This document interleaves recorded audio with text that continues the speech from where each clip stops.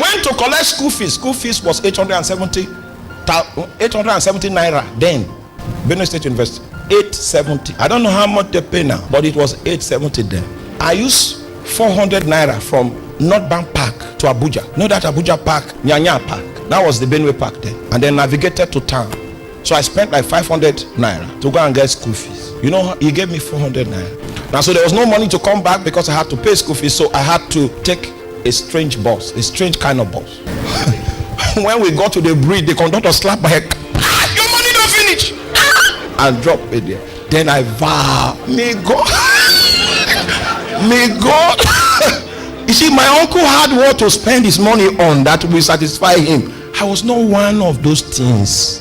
It means there was no plan for me in my uncle's voucher. I vow that I will not pass from then. He'll wait for the next semester to find out whether I survive. 2 weeks after my vow, I entered a dry fast. I was still in the fast when a woman called me. She runs the biggest restaurant in Benue State University, and said she saw me in a dream that the charm that they put in her restaurant to stop people from coming, I was the only one that could remove it. So you saw that? He said. So she reported to me, and I went and I made it part of my prayer in the fasting. And then after 3 days, customers started. She now called me and said, you eat free till you graduate. Guess what? Guess what?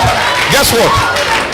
Wait now, guess first. I didn't eat once. Not because I didn't want to eat. After she gave the offer, my elder sister's husband was caught up in a dream. He said, you must be the shepherd of that boy. He sent me 20,000. I stopped cooking.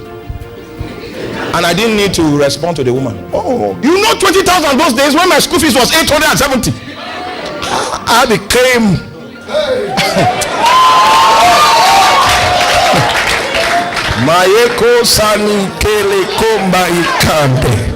And from that point, God became my father. Yes. And it came to pass when my mother came and saw my life, she went back and called my younger sister and said, follow that man. He knows the road. Follow him. Hallelujah.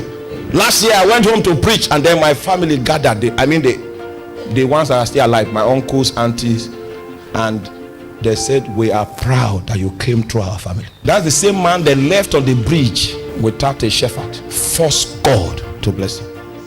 Make a covenant with him. Be consistent. I started consistently doing business with God from 1994 in terms of finances. It's small, but it was always coming. And I watched God. You can relate with that story. I watched him put me on the voucher. I watched him put me on the voucher. And I don't need to tell you what we do today, because on a daily basis, what we do to us, not this ministry. If you know the rent we pay for pastors across the country, let's not go there. Let's not go there. But I know how God picked me up. It is by this way, all right? And this is how I will live till I die. So tell your neighbor, first God